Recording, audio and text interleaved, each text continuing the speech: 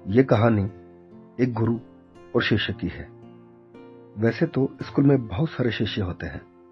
इसी के चलते शिक्षक को कई बार होनहार बच्चे को पहचानने में परेशानी होती है। वह आकलन नहीं कर पाते हैं कि किसमें कितना दम है। आइए बढ़ते हैं भावनाओं के सागर में डूबी इस कहानी की ओर, जहां आप जानेंगे कि कैसे एक शिक्षक ने अपने होनहार शिष्य को पहचाना। मेरा नाम गोपाल है। मैं एक सरकारी स्कूल में कक्षा 5 का शिक्षक हूं और बच्चों को नैतिक शिक्षा विषय पढ़ाता हूं। मेरा जीवन मेरे प्यारे से स्कूल और अपने घर की चार दीवारी के इर्द गिर्द ही भविष्य की कल्पनाओं में डूबा किसी शांत सरोवर की भांति बह रहा था।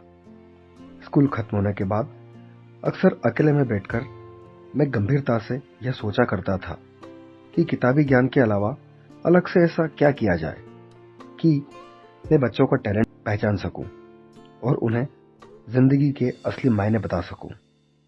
कुछ दिनों की गहरी रिसर्च के बाद मुझे एक आइडिया आया और अगले ही दिन मैंने यह एक्सपेरिमेंट अपने क्लास में इंप्लीमेंट किया।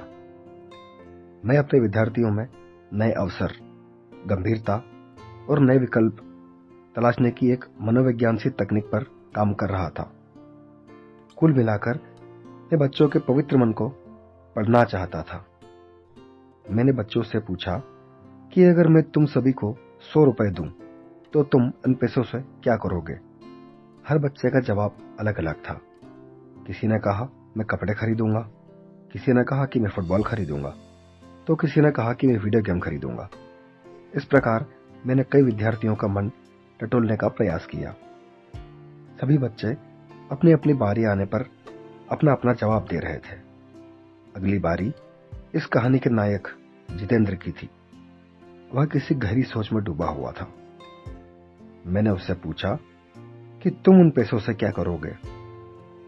पहले तो वह हिचकिचाया, लेकिन फिर जब मैंने जोर देकर उसे खड़ा किया और उससे पूछा तो उसने कहा कि मेरी माँ लोगों के कपड़े सिलकर मुझे पढ़ाती है।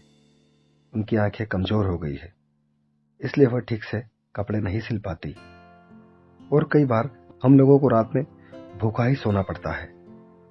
मैं अपने माँ को चश्मा देना चाहता हूँ ताकि वह ठीक से देख सके और आराम से सिलाई कर सके और हमें रात को भूखा ना सोना पड़े। फिर जब मैं बड़ा आदमी बन जाऊंगा तो मेरी माँ को काम नहीं करना पड़ेगा। जितेंद्र का यह जवाब सुनकर मेरा दिल पसीज गया। पूरी कक्षा के विद्यार्थी शांत हो गए और कक्षा में घोर सन्नाटा सा छा गया। मैंने जितेंद्र को अपने पास बुलाया और उससे गले लगाया। मैंने उसे समझाया और अपने वादे के मुताबिक उसे 100 रुपए दिए और कहा, तुम इससे अपने माँ के लिए एक चश्मा खरीदना। अगर भविष्य में तुम बड़े आदमी बने तो मुझे यह 100 रुपए वापस लौटा देना, और नहीं लौटा पाए तो मेरा आशीर्वाद समझकर अपने पास रख लेना। नदी की धारा के समान समय यूं ही अपनी गति से बहता रहा। कुछ 20-22 वर्षों के बाद मेरे स्कूल के सामने एसपी साहब का काफिला आकर रुका। एक बड़ी सी कार जिसमें से सायरन की आवाज लगातार आ रही थी। हम सभी लोग उस गाड़ी की तरफ देखने लगे। उसमें से एक नौजवान सा लड़का बाहर आया।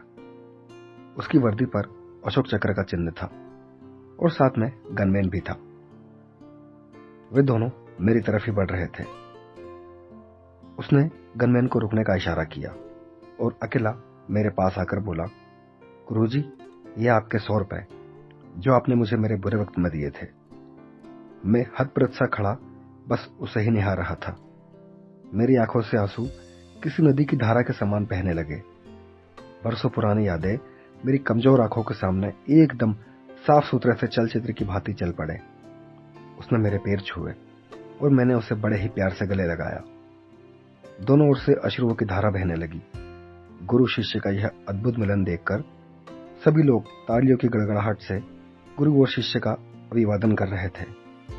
तकलीफें केवल उन्हीं लोगों के हिस्से आती है जो तकलीफों से जूझकर उनका मुकाबला कर सके। निश्चय ही इस कहानी ने आपके दिल को जरूर छुआ होगा। अगर आपको यह कहानी अच्छी लगी हो तो चैनल को अभी सब्सक्राइब करें, तो लाइक करें और शेयर करें।